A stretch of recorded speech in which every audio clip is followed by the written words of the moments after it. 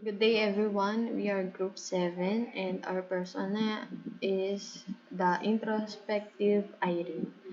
Kung saan si Irene is isang introvert and tinadaan niya lahat sa paggawa ng art and poem, lahat ng nararamdaman at emotions niya.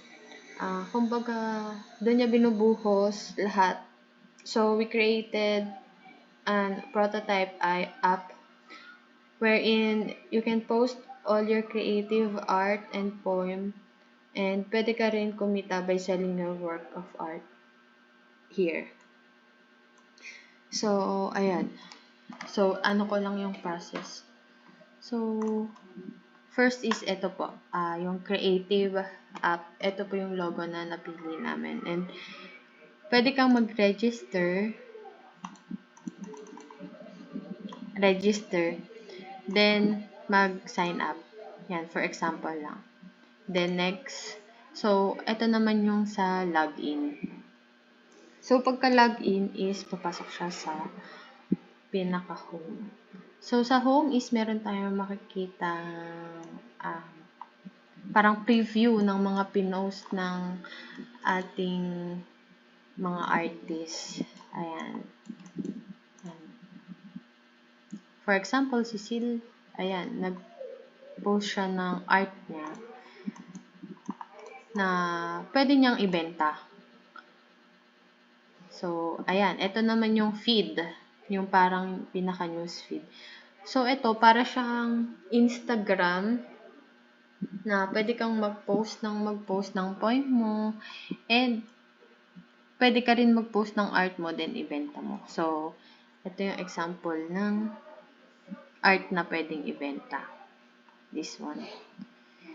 Then, next is pwede ka rin mag-search. Ayan. So, ito yung mga lalabas. Then, chats.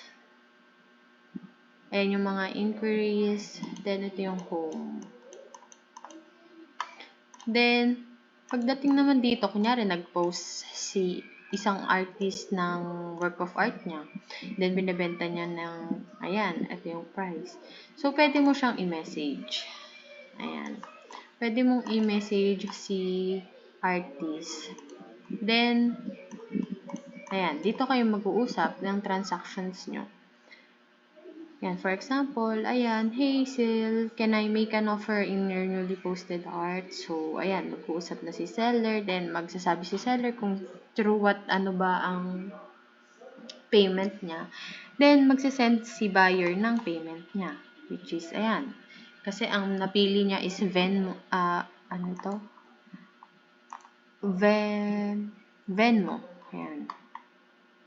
So, ayun, ayun lang. Ganun lang kasimple. Tapos, pwede ka rin dito.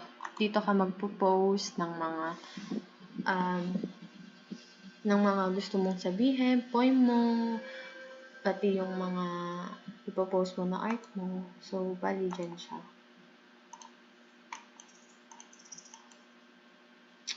So, that's it. Thank you.